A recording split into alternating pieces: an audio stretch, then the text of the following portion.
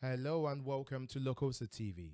Today I'm speaking with Emeka Obi, who's a leader who seamlessly balanced two demanding worlds, corporate consulting and the military service. He has led a massive operational transformational project across industries like oil and gas, mining and defense, with a combination of value of over 50 billion. At the same time, he has served as a naval officer, overseeing the training and deployment of over 120 service members. Hello, Mr. Emeka Obi. How you doing? I'm doing good, man. That's nice to meet you, Ade. It's funny that we meet again. Like you're the first friend I met in Lumen Christi. True, sir. We're both bunkmates. Yeah. Both bunkmates, and this is a full circle. Almost like what are we talking about? Probably like 20 something years. Yeah, 20 20 years. something years ago. Okay. 20, Oh 20 years. Yeah. Oh, no, that no, yeah. no. No, It is 25? more than 20 No, years. 25. 25 25, years. 25, 26. 25 years. Yeah, that's crazy, man. Man, nice catching up with you again. Likewise, likewise, likewise. So let's jump into it. So we're going to start with your career and leadership. So Hmm. let's jump into it. You juggle a career in Sure. consulting and military service. So how do you manage it all? Talk to us about this. I won't even say there's no managing it all. To be honest with you, it's Right. just you just try your best because the good part about it is that the U.S. government allows us to go do military things, and the company you're working for cannot object to it. Hmm. But that is when we're actually on service or doing some training. But what goes on in the background is a lot of prepping work, making sure that service members, their admin life is good, their personal life, like you will think that it's all military tactics, but you really have to care about the service members' lives. So that's juggling that constantly. Then consulting has its own wave. It's always like business development work, or you're actually in the implementation world. So I try my best. I try my best, and whenever it's getting overwhelming, I actually try to say I speak up to people. I'm like, hey, this is what I'm facing, and I might need some help here. So some people actually help me out. I won't say I have it all dialed down. It's just there's a village. There's a village Right. work. Yeah. It takes a village to make things happen. Yep. Yeah. Would you want to Yeah. share with us a little bit of a strategy you use for some mindfulness? I'll say I try to be intentional. Right. I'm very intentional about what I want. So I will say my military career, I take that way more seriously. I'm not saying I don't take my consulting career seriously, but I take the military career seriously because more seriously because it has to do with lives. So when you have that in perspective in terms of, hey, someone's life is at stake or someone's livelihood is at stake, you tend to give that more attention. And also from a consulting side, I try to understand what does the client want, right?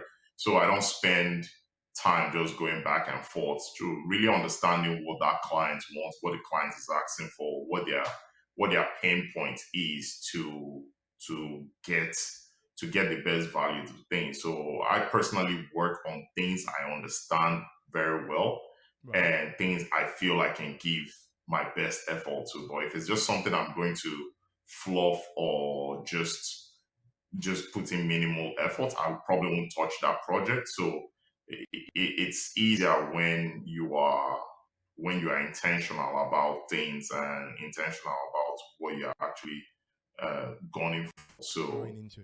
you can't. Yeah, that's the only way I can say because it means I have to care about that client. I have to care about that service member. So that'll be my trick there, just being Being intentional. intentional.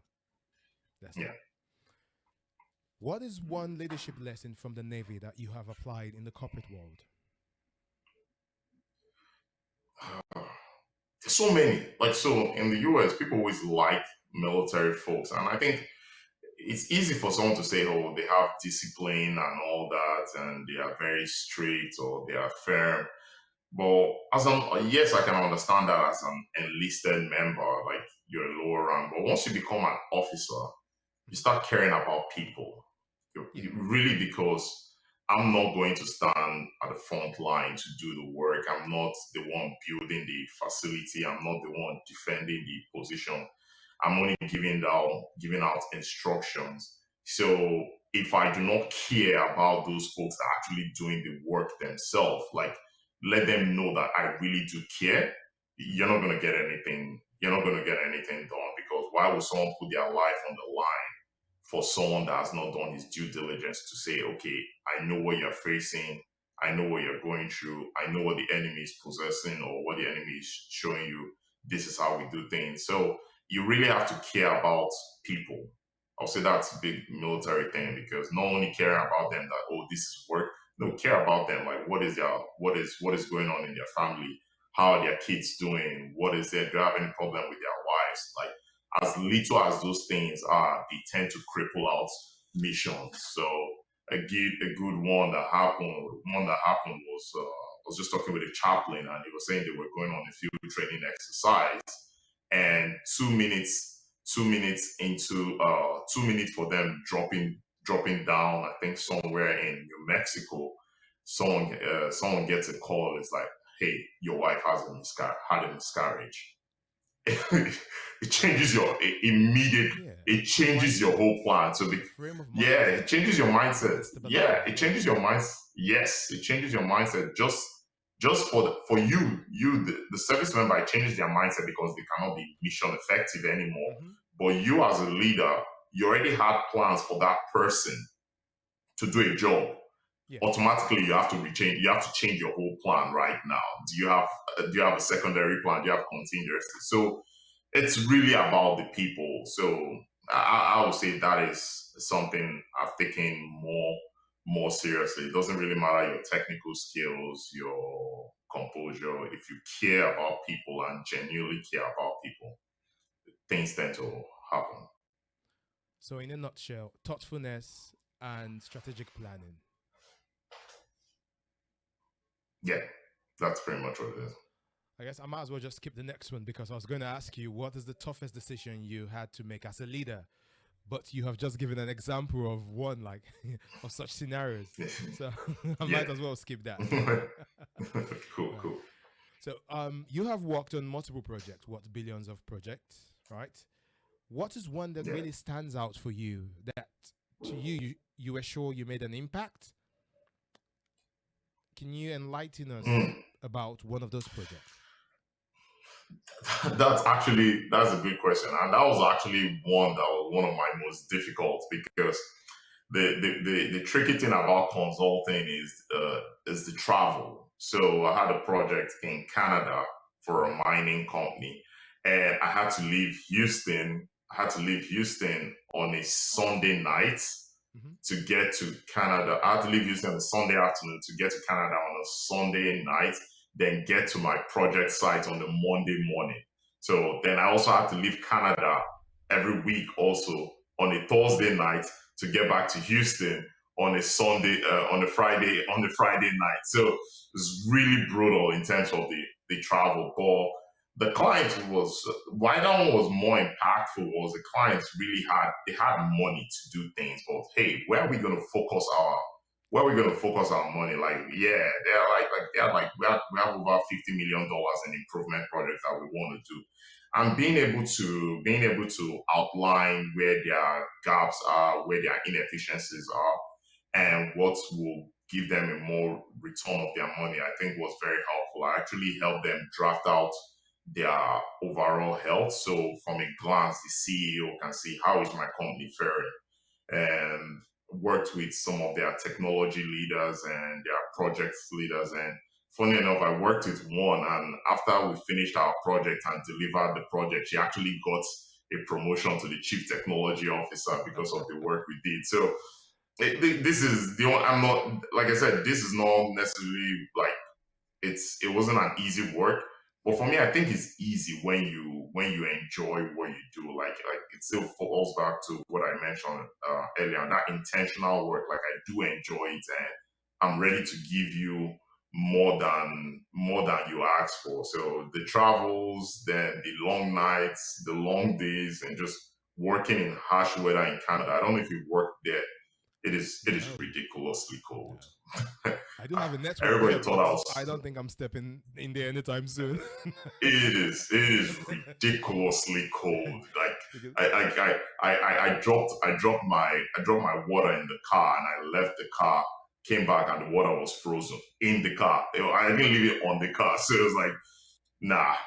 It's the weather, the the weather travel, is a hectic the thing. Yeah. weather, the travel, and also the client also really posed a lot of stress on me. But it's just one that you just take it one step at a time, then start drawing that roadmap. So a big chunk of our work is as convoluted as your process is, I can Mhm. actually draw out a roadmap for you to for you to know how you Evolve. go from where you are to improvement. So Right. pretty much it. Oh boy. Yeah. I mean, maybe someday I might have to go to Canada, but for now, I think I'll stay where I am. It's quite comfortable over here. Yeah, I think it's one you should experience there. Yeah. Yeah, I it mean, is ridiculous. the distributor on one of our network kept, like we have different conversations, like, oh, you need to come over here. No, I'm like, yeah, sure. One of them days I will, but not now. No, no, Not no. now, yeah. I don't fancy Canada weather, especially during the winter. Yes. They all, what's this thing? There's this equipment they use like every time, like they're trying to clear, the driveway. Oh, Yeah. I'm like, oh, what? that's the easy one. I think the one that blew my mind in Canada is like some part of Canada, especially where I was working. Your oil sump, you actually plug it overnight into an electric heater, so it warms your oil. Because if you do not plug it, your oil could freeze and you can't start your car. What? It gets to like -35, -40 out there. It's like, Okay. Let's keep it's it like moving. Let's keep it moving. yeah. Right. Given that we within the consulting sector right now, right? So I'm just going to talk to you about consulting and a bit of your operation. But Yeah. what is the biggest mistake companies make when trying to improve operation? So as a consultant, can you give your perspective on this? Yeah. It's it's that's a great question. That is a great question. I think what companies miss out is they don't think of people. They don't really think about people. They think about, it's easy for a company to say, hey, our profitability is low, our that is this, operations is this. But whenever we do a root cause analysis to what your issue is, we find out either your workforce is unmotivated, they are unskilled, you haven't invested a lot in the people. Like, people will throw out this new equipment, new gadgets, AI and all that, but Mm-hmm. you still have to have used people. So I feel like what they miss out on is the people factor. Whereas in the military, that's very understandable. Like, there is nobody in the military, there's no commander or a senior officer that's going to approve a mission if he feels like you have not dialed in well the people factor. Like, how are you going to get people motivated? How are you going to feed people? How are you going to take them? How are you going to protect them? But in organizations, they don't really see people. They see more dollar value and assets, which is unfortunate. But we try to tell them, we try to train them on that people factor, coach them. How do leaders motivate people? Because most times you see leaders are either straight out of grad, straight out of MBAs, and they just put them in a leadership role, not understanding what happens at the floor. Or you see people that have just grown too fast in the organization and see people as just, oh, you can leave today and tomorrow we bring in another person. It's like, not really. Yes, you bring in another person, but there's time to get that person to speed. The person doesn't know where all the dead bodies are buried, all the where who he needs to talk to move this lever. So many things like that. So I think most organizations miss out on the people factor, and if most leaders start taking care of their people and caring about their people, you tend to you actually solve half of your problem. Because when we do an analysis, we just interview the people. Yeah. There is this folk theory in consulting that whenever there's a problem in a company, the solution is already within the employees, but because of the hierarchy system, they're unable to, to find that. So 100%. you have to bring in 100% external I agree. consultant to sort that out. 100, like, it's crazy. It's 100%. That's the answer. Like, I've never been to an organization and I found out the problem from me knowing the equipment or me knowing their processes. Like, just talk to the people. Like, Yeah, they do, yeah, just talk to the people. And that is the problem. There's just this so much hierarchy that yeah, people on the grassroots can't really talk to the people at the top. So you miss out on valuable information. yeah. I think I had a mentor almost a decade ago who taught me about this. I think that was, like after you just come out, your head is bubbling. You're like, I can do this. Hmm. And he's like, son, calm down. Just talk to the people and you'll find Relax. out. It's like, this is the folk Yeah. theory, the consulting theory. And, yeah. Yeah. So, how do you get people to embrace change in industries that are set in their ways as a consultant? That's there are two tiers to that, right? Right. There are one that people know what is the right thing to do, Mm-hmm. but they just don't want to do it. There's some I won't even tell you, there are some managers that actually care about the people, but the people just don't care about the work. So that one, it's a tricky one to do because you want to understand what is that person's beliefs, that person's norms, and what is the motivator for that person. Because one might be motivating me is status within the organization, and that person, what might be motivating them, another person might be extra pay. So maybe another person is just extra time. So it's tricky to say there is one solution to fit all. Like, you just need to know who are your force multipliers within the organization. And I say that is like, there's sometimes you go into organizations and if you talk to one person, that person knows how to motivate a lot more people. So that person is my force multiplier. So I'm going to really understand. Yeah, I'm going to really understand what does that person need, what is the person saying, and see how I can get that person on my side. Because when you get that person on your side, he knows. Most times he has probably been with the organization over 5 to 10 years, so he knows how to push all the buttons versus me trying to push all that buttons. So knowing your force multipliers are good and making sure that they're on your side. The second one is explain to people the why, right? Because once consultants come into your organization, there's this notion is like you're just bringing in the suits. Like, we just come in there, we set up in a conference Yeah. room, we have access to everybody. Everybody must talk to us. That kind of, it's not Yeah. They're like the negotiable. So, invaders. They're seen as the invaders. mhm, You're invading the company yes, culture. You're invading us. We don't know yeah, you. yes, but exactly, exactly. But slowly but surely, it helps out that I've worked in most of these folks' field. Like, I used to work in the plants, and I used to be an engineer in the field also. Then you start explaining the why to them. I understand. Hey, this is your action. This is what it means. This is why the company is doing this.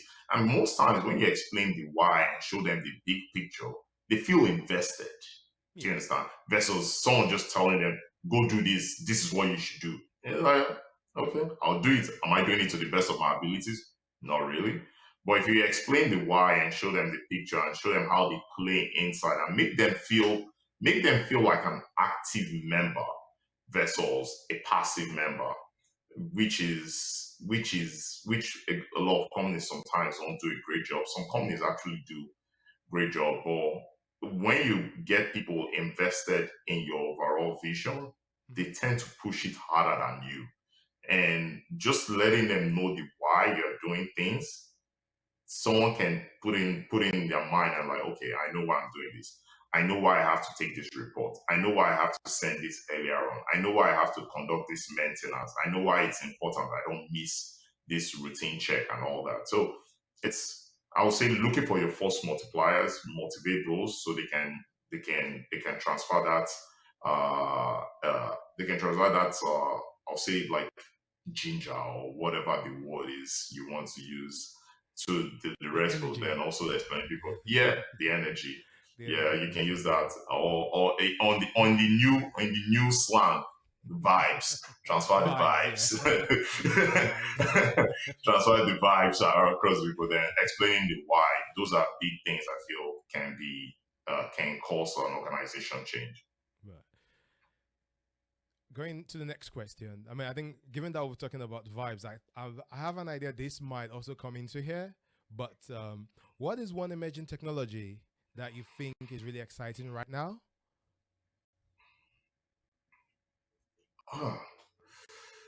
So I won't say I'm the most technological savvy person, Right. but I would say I like I like the Gen AI.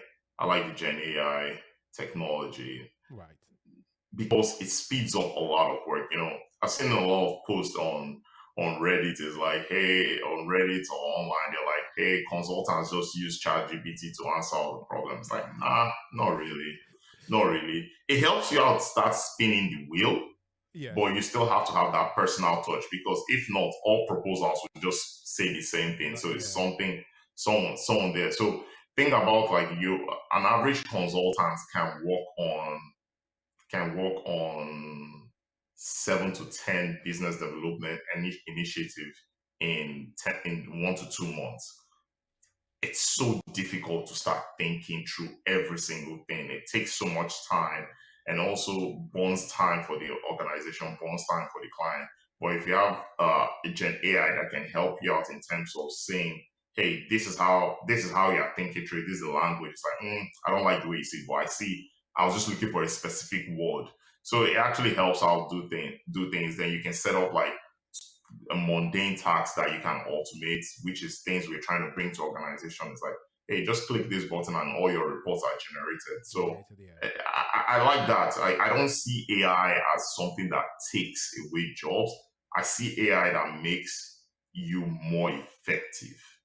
Yeah. So Enhances like things that you could enhance the do, process. things that will take, yeah, enhances the process. And in a world like us, like most of us in Americas, we are not in the manufacturing game. We're not big players in manufacturing or building things, but we play a big role in services. So there's so much services that we tend to render from a technological stand, from a defense standpoint, from a business standpoint, whatever that service we render just across the state. If you can be hyperactive, you can tend to complete more services versus trying to use the previous ways of you going through one at a time, and it just consumes more time, and time is money in our line of business. Yeah. And the reason why earlier on I was like, this would lead to the next is because probably it will be AI, but there is this thing they call like vibe coding, vibe prompt text. So when you're talking about energy, I'm like, well, we're definitely going to go here next. Yeah, Yeah, yeah. yeah, It's vibe. Well, I don't have problem with vibes. I'm like, but where I have problem is when it's strictly for vibes. I'm like, I don't know about strictly for there is vibes. vibe and there is vibes. There is vibes. I Exactly. think it's knowing the difference. It's knowing the difference. True, Yeah, true, and true, true. it takes a form of knowledge, or should I say wisdom, to know how to differentiate these things, and it comes with Yeah, experience. yeah. That's true. So okay, so let's move on to military and teamwork. So managing over 120 service members is no small task. What is your approach in keeping your team motivated? Just keep it brief. What's the approach you use? Yeah. So in the military, we have officers and we have non-commissioned officers. So your non-commissioned officers are your chiefs. So they are more like the dead plate leadership. So still the same thing I pose to you. Like if you look for the force multipliers, just Right. work with them. So my chiefs are my force multipliers. So I don't really need to go and talk to every service member, but my chiefs, I have a couple of chiefs that know all these people very well and can connect to them. So I use those chiefs very well. So the chiefs actually train the junior officer, which I'm currently am, in terms of knowing what to do, but we overall have to sign off on whatever they want to do. So relying heavily on the chiefs, and like we mentioned, it takes a village to train everyone. So Yes. my chiefs are I go back to my chiefs, man. There's nothing I can do without like my master chiefs or senior chiefs actually helping me out to think through the process, and it falls on me to actually give the final go ahead on it. But relying on those people are what I'll say is my trick, or what is my tool to be more effective. So having a team of effective leaders to execute, the tasks at hand. Yeah. What is one skill the military taught you that everyone should learn from?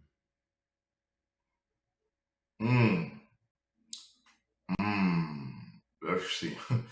The funny one. I'll just say the funny one, and I'll say the serious one. Okay. The funny one is swimming. I remember I was telling, when I went to Lumen Christi some couple of weeks ago, I was telling them that I'm scared of. I can't swim, but I was like, you know what, I'm going to join the Navy. But even though I work in the part of the Navy that's expeditionary, that we deal on land only, you still have to pass the Navy test. So there was one that you had to swim for like 50 yards. Then you also have to float for 5 minutes. So I did the swimming, that which was okay. The military actually helped me out in learning that. Then the floating, after I floated for 5 minutes, I started drowning. so actually drowned, and they had to send divers to come pick me out of the pool. But but we all know why we're laughing at this. I'm just saying. I passed the test, but it has taught me how to swim and take care of that. But that's just the funny part about it. But those are survival the most serious.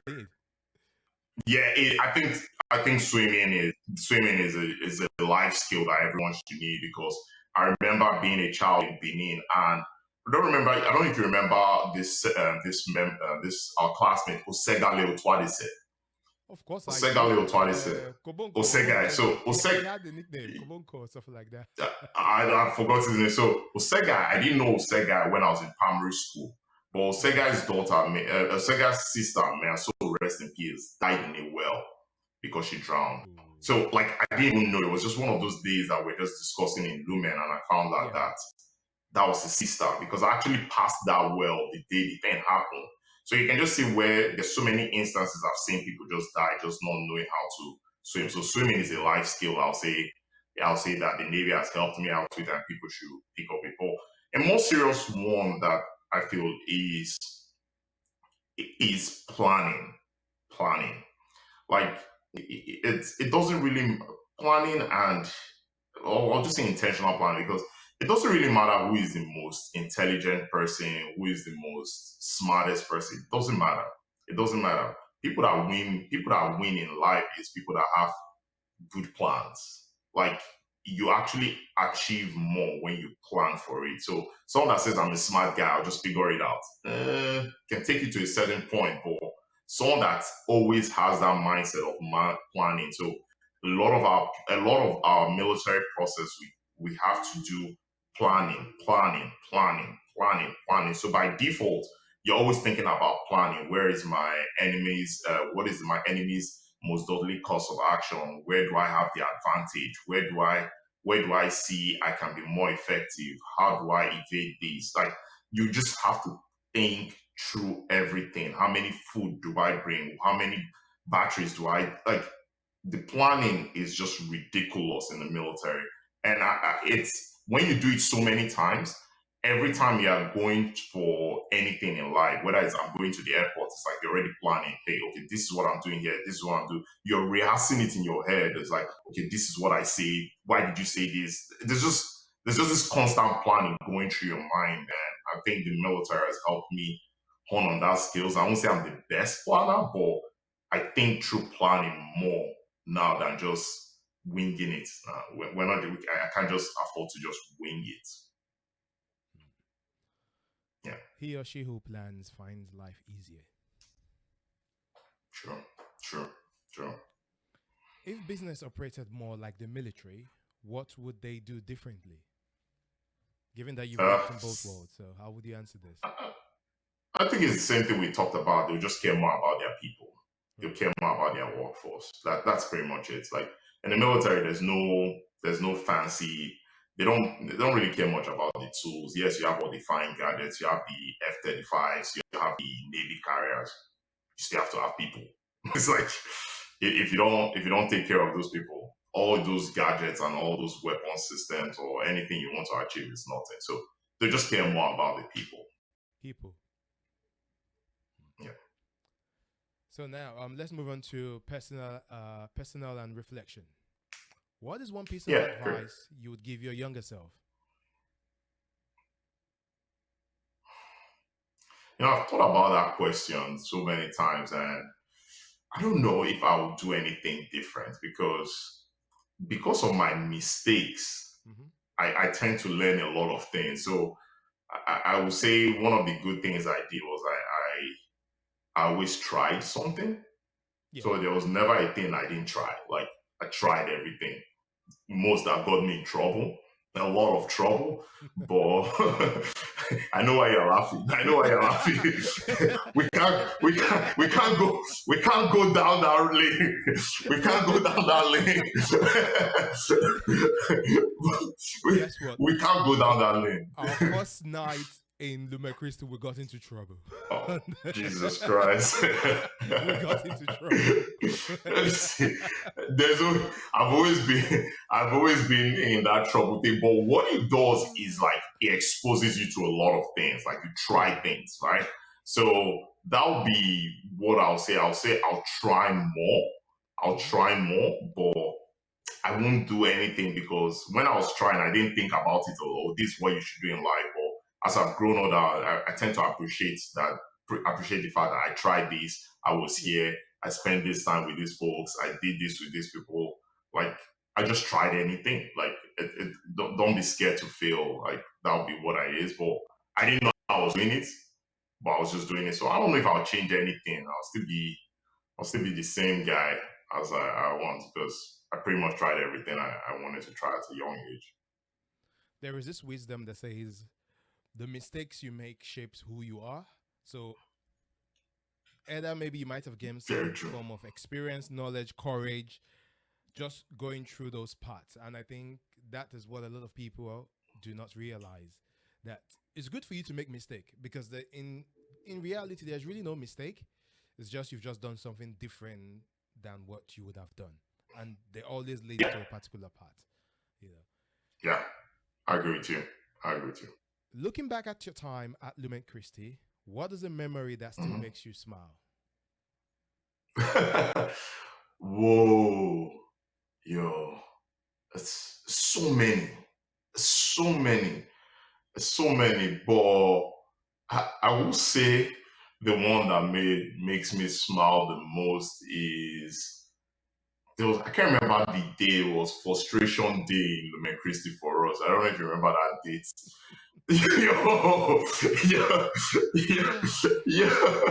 I Yeah, can't remember, but our class had that.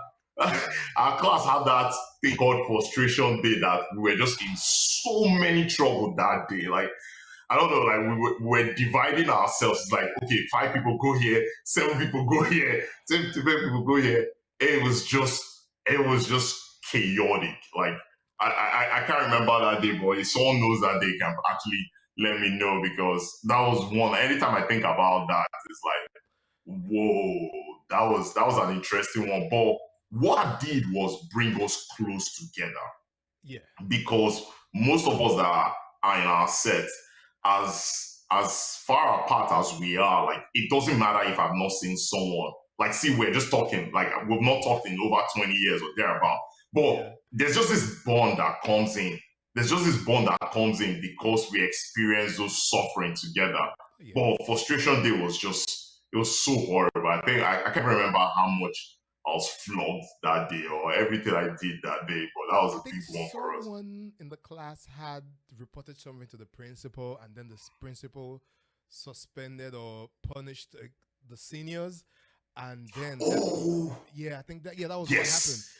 That was because what triggered yeah, that's what triggered it. it. Exactly. Because even I think it was Father Isaac, he even had to hug the Yes. seniors later on because it was very, Bro. yeah. It was a It back to was back. it was mad. It was madness that day. I remember There was that. Yeah, that's you have a nice memory. I think that was it. why would Yo, I not because remember, man? Like, I was one of the people who structured my life in a way that I did not do labor in that school because I found a way around it. But on that day, there's no mate, no escaping. I mean, Yeah, I think no I was able to escaping that day. escape a little bit, but there were. Shit, you know what? Let's leave it. I was just about to just narrate. Like, tell me this: you move. If you That move from the refectory to the class, before you get there, as you are passing guiding and counselor, one senior, a couple of them will call you. Oh, why are you flagging this? You, let's move bro, on. Let's it move on. was. Let's move on. That's I think that's it. That's one that we can use. We can spend 1 hour on that day. On that, On that, just on that. Yeah, that but that was the fondest memory though. Pretty cool day, yeah. but we can laugh at it now. Yeah, exactly. We can laugh at it. I mean, it built some sort of tenacity in us, though. But Yeah, yeah. true. So, reflecting back also in Lume Christi, how well do you think Lume Christi impacted your life choices? Bro, that's us. That's a great question. I think one of the best things that happened to me in life was going to Lumen Christi. Right. Because yes, people think about Lumen Christi as the academic hub or hotspot, then also the Christianity also, which I think it helps build that faith. But I think the boarding school factor doesn't get doesn't get stated highly enough They because disagree. you tend to learn how to live with people. You tend to learn how to live with norms. You learn how to work as a group in terms of conflict. How do you resolve conflict? How do you connect with people that are higher than you? How do you connect with people that are lower than you? How do you connect with your peers? There's just so much that you're learning from Lumen Christi. That when I left Lumen Christi, I was seen as a hot shot, and someone was like, "Oh man, you're pretty smart." I'm like, "Me? Smart?" I'm like, I was taking last in school. They're like, "Oh no," it was like, "You're pretty smart." I'm like, "Oh, you've not even seen me find Moye then if you think I'm smart." if you think I'm smart, but that's when you're in the midst of people that are just striving to be better, like Yeah, people like absolutely. Tega, people like Roms, Collins. Onyeka, when these guys are everybody saying, okay, I'm going to be first here, I'm going to be second, I'm going to do this, I did, I was the best in this, Elvis will come, Godwin, so like most of these people are just struggling to say I'm the best. And you're in that group of people that you think are just normal, but that is not who the society. That's not the people you see in the society. Most people in the society are just laid back, not motivated. They don't have a sense of purpose. But being in Lumen and being with people that have sense of purpose, people that come from great families, people that were highly motivated also, and people that actually push you to be the best. Like, our motto is the best or nothing. Like, really believe that we are the best. And it actually trains you to see anything as, there's no problem. It was like, okay, we need to do this. I'm fine. And I was telling them in Lumen Christi, like, my time in Lumen Christi in boarding school was exactly the same thing when I went to boot camp in the military. Like, people were freaking out that you had to take shower with like 80 or 90 guys. I was like, that was day one in Lumen Christi. I take shower And with even with cold 80 or water, 90 people. it was cold water. It's the same. Yeah. Same thing. So just living with people, making sure your rack is clean, making sure you're clean, Yeah, taking care of personal hygiene, even though we didn't do good that time, but just that boarding factor really made it easy for me to transition into life. Like there's nobody, it doesn't matter whether you're more senior to me or more junior to me, I feel I can communicate and connect with that person. And I got that skill from being in a boarding school like Lumen right, Christi. right. I was having a conversation with an individual, and I was explaining to them that where, so I see that as a training. I said where I was trained, and they're like, "What?" I'm like, "Yes." So we had to practice different form of political systems. We're like, "What?" I'm like, "Yes." You had communism, you had dictatorship, you have every form of political system that existed. You had to navigate it Every. with different individuals, and they were like, "What?" True. And one of the Lumen guys came from America to the UK, and everyone went out for dinner, and there were this. Some of my presenters came, and we were talking about how the discipline, in the school worked for us. Like how you wake up, you take care of your bed, you make sure your bed is dressed, everything. Go out, have a cold shower, you get flogged. They they said you guys were maltreated.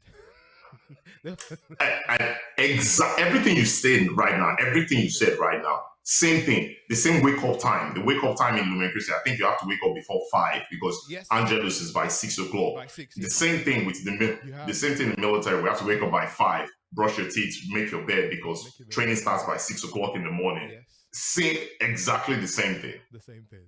And Yeah. when I was explaining the whole disciplinary system that was in, one of them actually stood up, went outside for a breath of fresh air because she thought that this is just normal.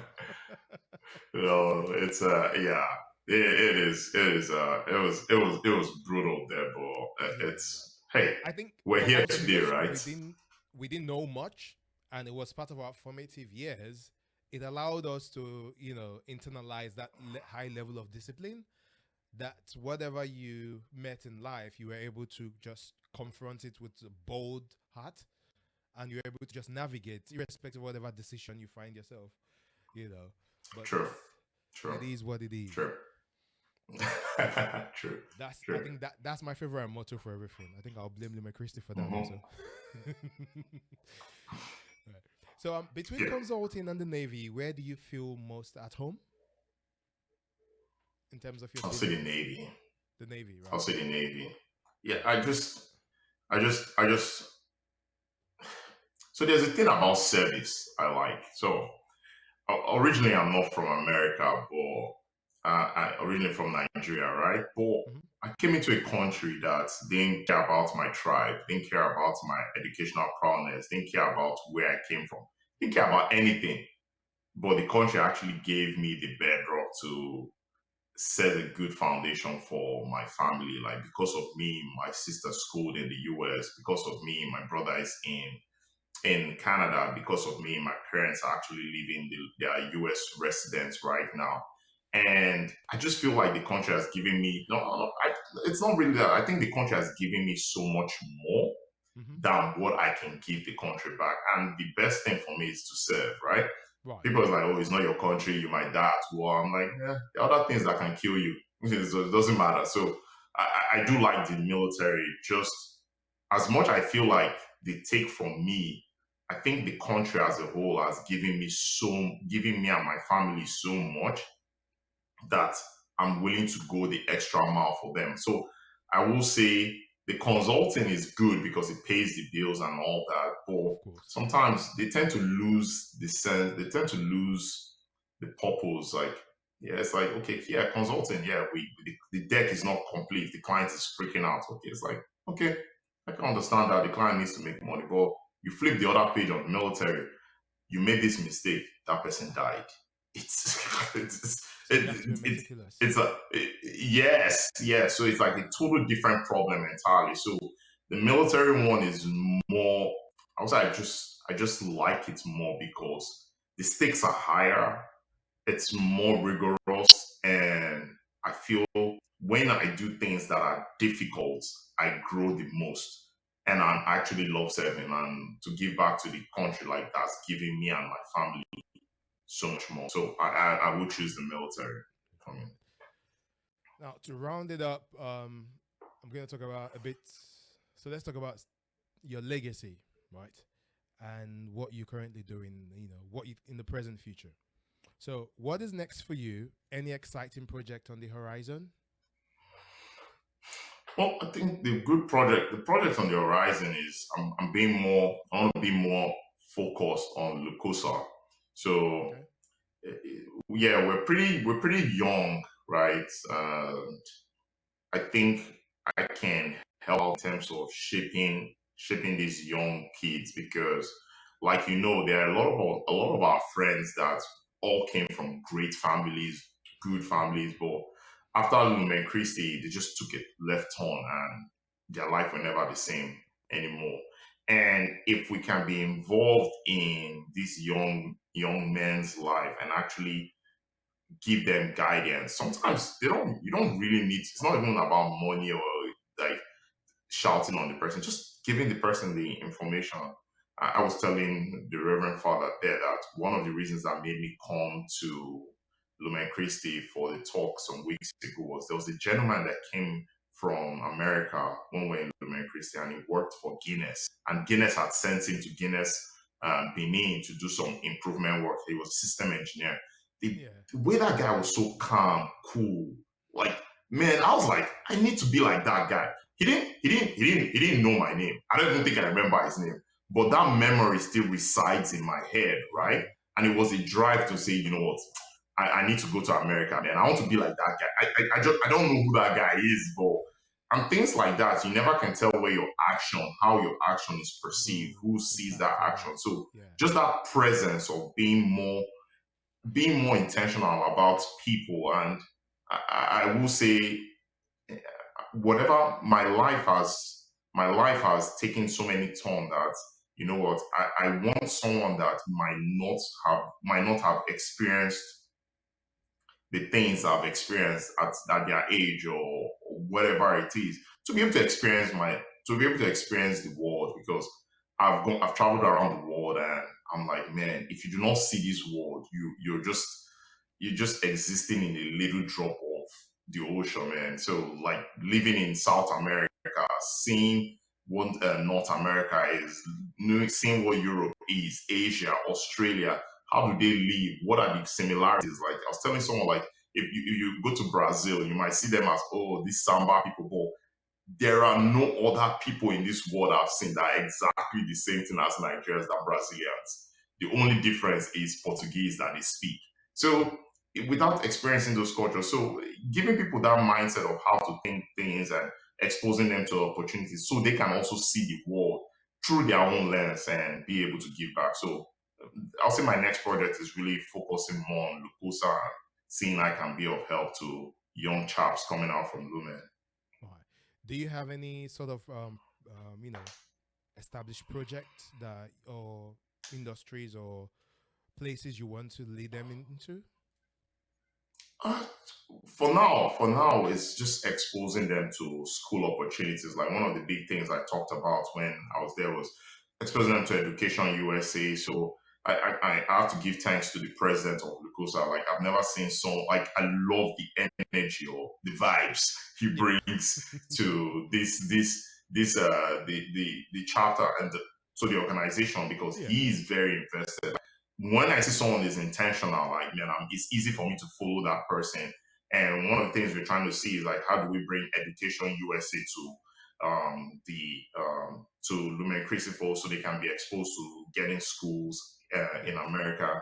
I know that he's also talking with Bob Berewa in terms of how do you train people for SATs, TOEFL, Hmm. to get ready for schools here. So being there's so many things down the pipeline. And also one again is doing STEM project.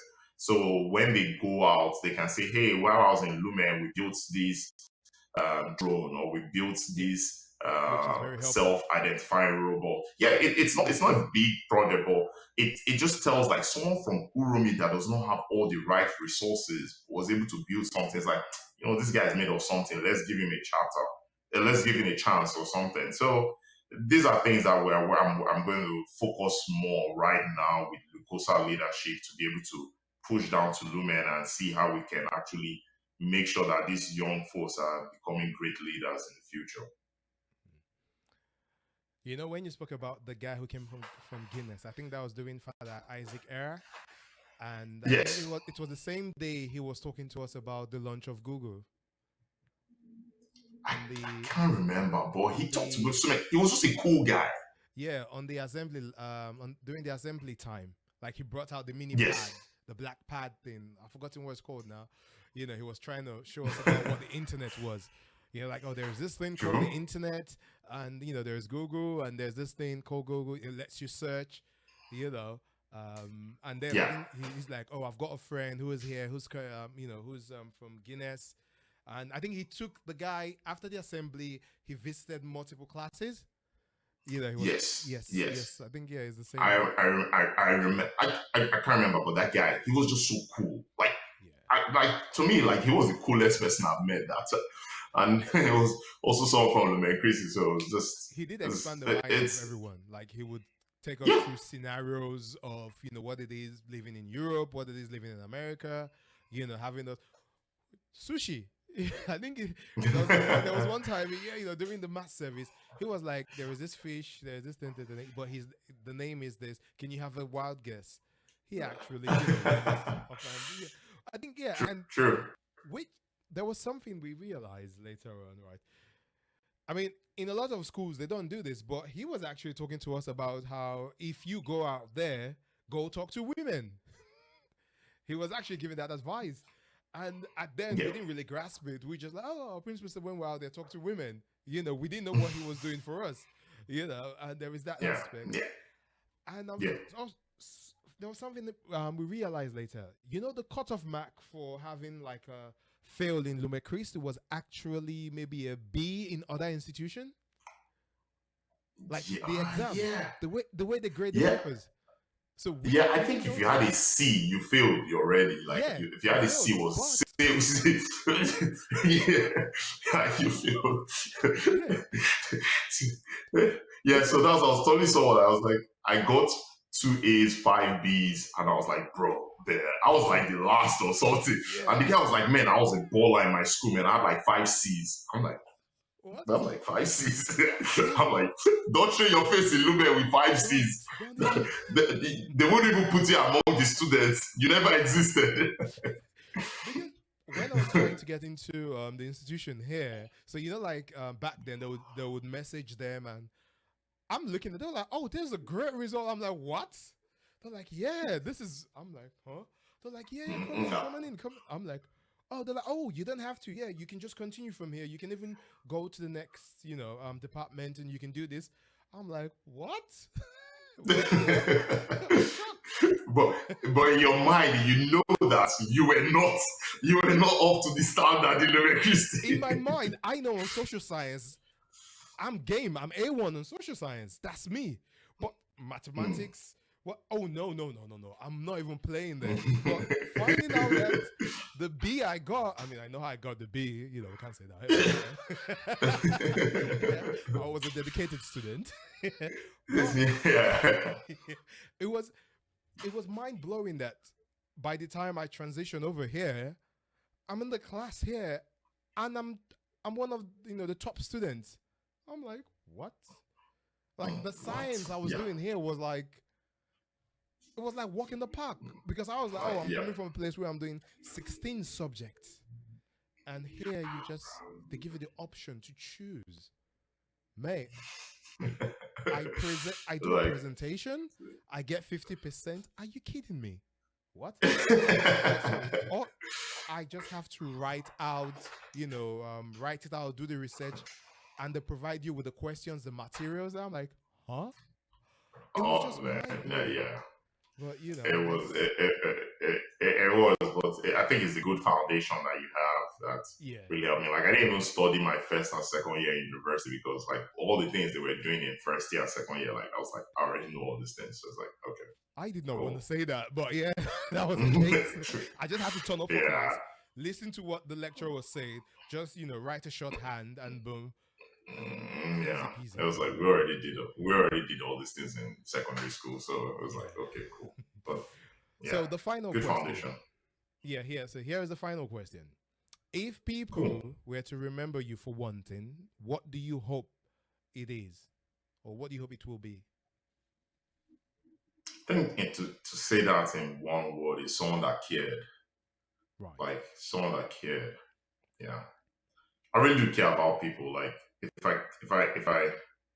if you're my friend or if you're someone I care about, I will care about you. Like I'm that loyal to people that I care about, and that is the legacy I would want to leave is someone that just cared because you know people have showed up for me. I've Mm-hmm. showed up for people, and I'm invested in people.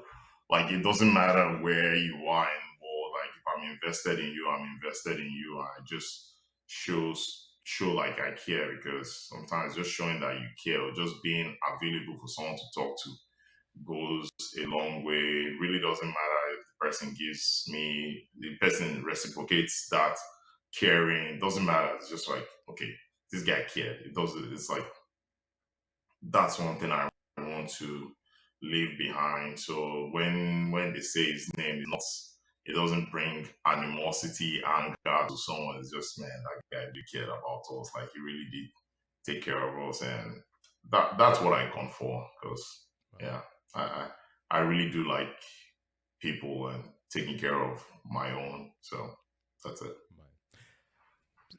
You do know you've been like this since day one, right? So let me tell this short story. So at the beginning you heard us, talking about how we got in trouble the first day in school. So the reason why we got in trouble was pretty simple. So the first night in Lumen Christi, we were all in the same hostel, and there were people around us who were feeling homesick, right? And so we were bunk mates, and he had like the other people at the other, crying. There was this people missing their parents or whatnot. So we started talking about series. So there's this called Papa Jasco. It's like a sitcom back in Nigeria. And as of then, Yeah. I think he had watched it. I had watched it. I think he went to Lagos for a holiday or something like that. So, but he had watched it. I had Yeah. watched it. Yeah, exactly. And but the other people around hadn't watched it. So we started talking about the series, and then they came and they gathered around the bunk where we were, and then we're talking. We ended up talking. It was like 2 o'clock. Laughing. You know, God. and then Yeah. they were they were feeling a bit joyful, and then we decided to play a game. Now this is the so in order to we were like, oh, we've got sugar and this or that thing. I mean, he knew it wasn't sugar, it was washing powder, but it looked white. So in order to get everyone laughing, he just went, oh, look, I'm going to make magic and I'm just going to eat this stuff. And then he actually put he actually ate the Yo. washing the white washing powder, and then they were like, no, it's powder, it's all that. And, everyone started laughing, and then some of the seniors Bro. came. We got Yes, that's what I was waiting for you to say. Said Williams came. Yo, I remember the slap he gave me that night. He actually put his hand. He's like, no, your hand. This was like, Yeah. hand is too big for your face. He was like, put your two hands there. He was like, you guys should be quiet. Oh my God, yeah, that was crazy. Fun times, man. I was like, I think I was the first person to be beaten in our set. Oh yeah, yes, you were. Actually, True. it was you. I think it was me. Was it Baroba that was on the other? Yeah, because I think Baroba they were on the other side. Barbo, that was a. There were a lot of Delta guys that were on that side, on the other side of the hostel. Barbo, Laju, Michael. There was just so many of us there. Michael was close to the door. Michael's bed was close to the door. Michael Asaburo, yeah. That's cool, man. It's we still like I was with Michael like 3 days ago. We're still having fun together. It's crazy. It's we don't even see that long, but once we see it, it's like it just kicks back on where we stopped though. Everyone, catching up. Game on. Yeah. So like, but I will say this, man. To end this, is like, like if those that are watching, they've been to like most people that have been to Lumen Christi, they've done much. It's like, hey, no matter where you think you're in life, man, you can always share your experience with folks back there to tell them things to do and things not to do. Like, it's not, I won't say my life has been the best of all, like it's been great all the way, but telling someone your story, just telling someone your story can trigger so much more. So I'll employ everyone past students to actually join this Lucosa, like join the Lucosa and be active members, because the president really has good intentions. And I'll put it this way: it's like the success of this association and the success of the school is also our own success, because we tend to get bragging rights. Like, yo, I went to Lumen. That if Lumen diminishes today, it's like you'll be like, okay, where do you go to? Like, I don't know where you. Like, so, but when you say I went to Lumen Christi, there's this bragging right to it, it's not just for bragging, right? But it's actually to grow young men to be better human beings, better leaders, and actually be those force multipliers that we've been talking about throughout this interview. Sure, so yeah. I think the president is doing a Yeah. good work. I think when he found out that I run some TV network, he's like, "Really, you do that?" It's like, "Let's do this for Lucosa." I'm like, "Okay." He was very, Yeah. very intentional about it, and he had, Very vibrant guy. I do yeah, like him a yeah. lot. Yeah. All right, Mr. Emeka Obi, thank you for joining us today, and thank you for sharing your wisdom with us. And we hope others out there will be able to, join us in the future to share their wisdom the way you've done. And we wish you well in all your endeavors, and keep on achieving and keep doing the best you can in all sectors. Thank you very much. Yeah. Thank you very much, Ali. Have a great day. Yeah.